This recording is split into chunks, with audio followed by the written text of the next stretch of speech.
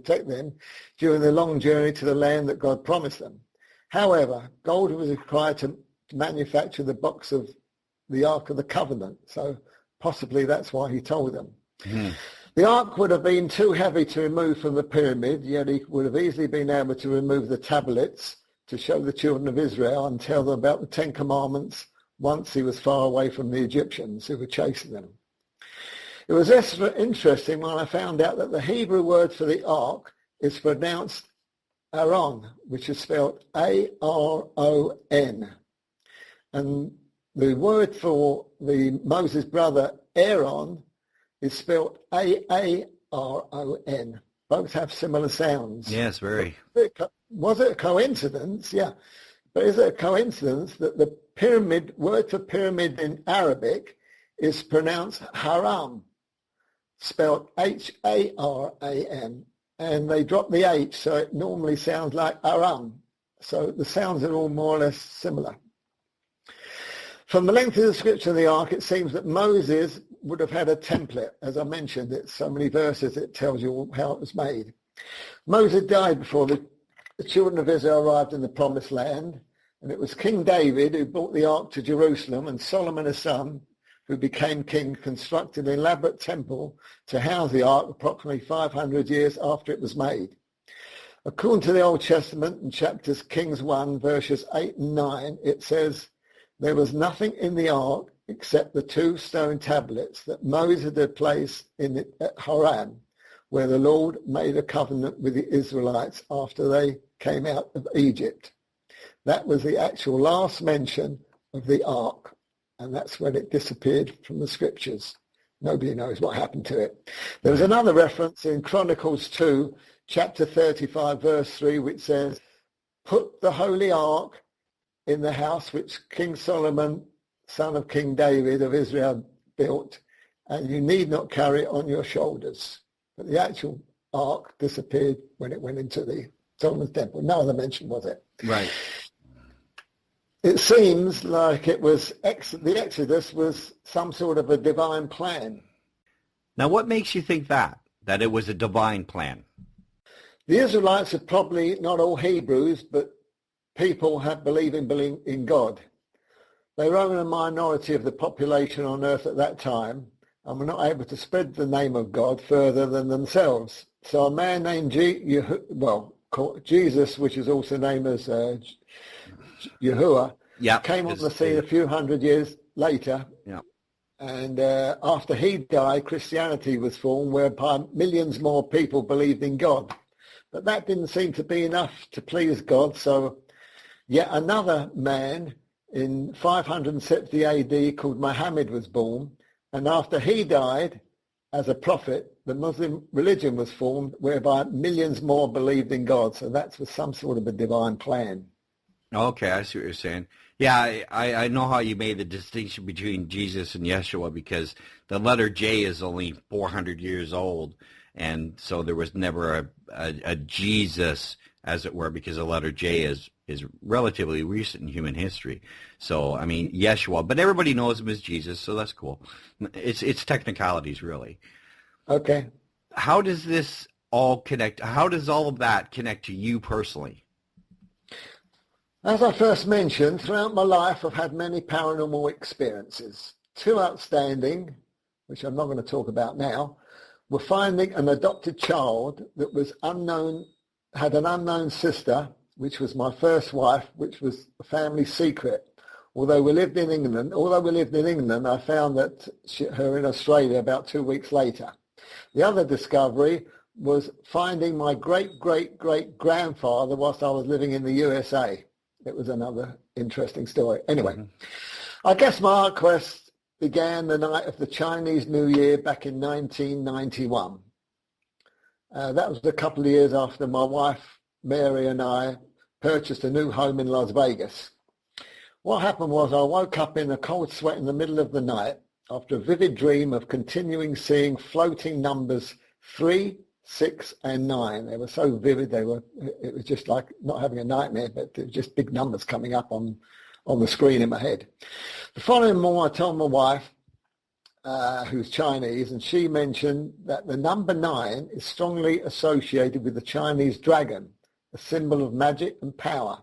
And 9 also symbolizes the emperor. And the number 9 can be found in many ornaments on the Forbidden City. And a well-known district in Hong Kong, which a lot of people know and called Kowloon, that literally means 9 dragons. Number 6 signifies celestial power, and number 3 represents heaven, mankind, and earth. So those numbers were pretty powerful. A few weeks later, I met an elderly religious Mormon scientist named Harvey Jepson, who visited us after driving 12 hours from Utah to Las Vegas in his truck. An old man to do, he was probably in his 80 years old, an old man to do that was quite special.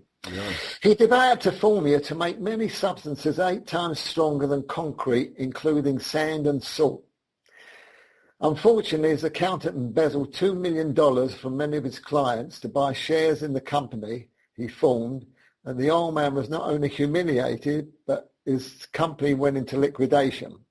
And his partner bought out the machinery and samples from the bank, but was unable to make products as the scientist did not trust him and kept the actual formula to himself. Harvey and I was about to visit the UK and asked me to become his partner to promote his product, as he wasn't allowed to do it in the USA. Within a few days, I made headlines in the media and had the samples tested, and from many of the companies which I contacted. Realizing that I need a base, my wife and I, we needed a base to be in Europe because we couldn't do everything from the USA. So my wife and I chose southern Spain as where we could be because the weather was warm and we're used to that climate. And then on impulse, we just bought a villa. Little did I know, without knowing, that this story would never have been told. If I never went to Spain, I wouldn't be here to tell it because everything seemed to have happened. Anyway, apparently Harvey's ex-partner heard what I was doing, and his lawyers warned me not to continue. But in any case, I sent the samples to Harvey to test. Yet when I went back to Las Vegas, I discovered that Harvey disappeared. Apparently the lawyers had frightened him, and later I found out that Harvey fled to another state and died. So ended my would-be multi-millionaire career. Wow. That's crazy. It seems game-changing inventors always get threatened. You're right. You know, you mentioned earlier about psychic events and synchronicities. Can you tell me more about that specifically? Well, early one morning, while sitting in my home in Las Vegas, I found myself staring at a large map of the world which was hung on the wall in front of me. And I seemed to have been hypnotized to it, because for some reason I felt impelled to walk over to it and put my index finger in the center of the map with the thought that this was the center of the world. And as I did that, my finger started moving an inch or so to the east of that point, and the tip of my finger started becoming very warm, and it got hot. I got a bit nervous. Without knowing why, I kept saying to myself that something important was buried there. Perhaps I'd subconsciously map dowsed. You know what map dowsing is, don't you? As I heard about dowsing many years later, and people put their fingers on maps and found different places. Anyhow, I got a large ruler and drew 2 lines crossing the center. In other words, from top left to top bottom right, and top left to bottom left, whatever. And I told my wife about the incident, and she said, "Oh, I must be dreaming, forget about it." But before selling our newly constructed house in Las Vegas, we began taking Spanish lessons, as we intended living in Spain permanently. It's difficult for my wife to pronounce and learn Spanish, so I had a crazy notion for her to be regressed into a past life where she may have known Spanish. Stupid thought, but I thought, well, let's try it. So I contacted a local hypnotist named Evelyn Shift, who wanted to regress her but wouldn't charge. She thought it was a good idea. We became friendly with her, and she mentioned that one of the people she knew practiced paranormal automatic writing, which was something I'd never heard of. But early one morning, a few weeks later, while sitting in my same office, I felt a tempt to try and do this writing. So I placed a pen in my hand, and with the tip on the tip of the pen was on a blank piece of paper, and I closed my eyes, keeping my mind free of any thought. A minute or so after, I sensed my hand moving, and when it stopped, I opened my eyes, and on the paper were written, scrawled on the paper, was the words FINDTHEARK, find the ark. Yeah, find the ark. Didn't mean anything to me, so I attempted doing it again, and once more the words appeared, find the ark. It happened again on my third attempt, and I just sat there pondering what these strange words meant, because I had no idea what the ark was or anything else.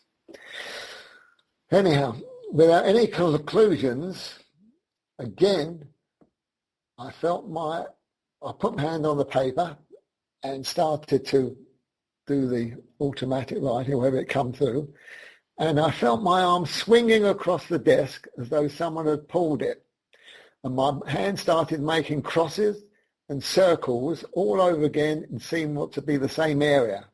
And I got nervous, and I looked to see what I was done.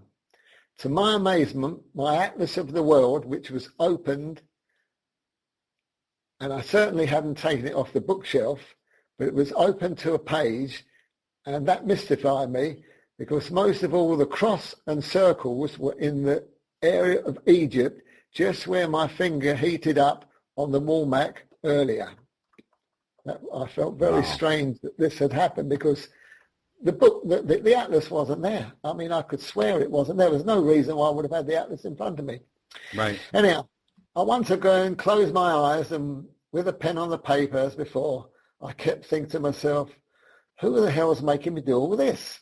And the pen started moving again, and when I looked, this time the word MOSEC was sprawled across the paper. Mosec. The word didn't mean Mosec, yeah, it was like MOSEC, but the word didn't mean anything to me. I've never heard of it before, but it sounded like the biblical name for Moses. So I began the writing again, and eyes closed, and I said out loud, is this supposed to be Moses? I did it 3 more times, but the same word appeared, Mosec. None of this made any sense to me. It just didn't make any sense. A few days later, I tried automatic in my wife's presence, and that was on the 18th of August, 1991. I've made notes of all this and all what I've been doing. In fact, I've even kept all the pages and everything I've been written on the actual pages. Yep. When the words Mosec and the ark kept appearing, and she asked whether we'd get any other information. And surprisingly enough, some words appeared, the word agent, box, described in Bible, Egypt, Spain, help mission will be successful, don't open the box, 2 persons will be present, peace around the world, and the word Oslo. All this makes sense to me. But we now realise that the ark, that it was the ark, this ark that they kept mentioning on the paper. And on other occasions, and plenty of times, I used to start writing. When I started doing the automatic writing, I'd start drawing beautiful flowers and pictures, which I'm not an artist and something I could never do. Right. Anyhow, 2 years later, we found that there was a peace treaty signed in Oslo between PLO and Israel. And we got this from this psychic writing, 2 years earlier. Right, because you dated everything, yeah. Yeah, I dated the whole lot, and we've actually got the paper. So if anybody wanted a DNA, if they wanted to find out whatever they want to do to find out when it was written, that they could tell that it was 2 years earlier that this happened, that the actual Oslo Accord happened. But I didn't feel like doing any more writing after that, because we were busy packing and shipping all our stuff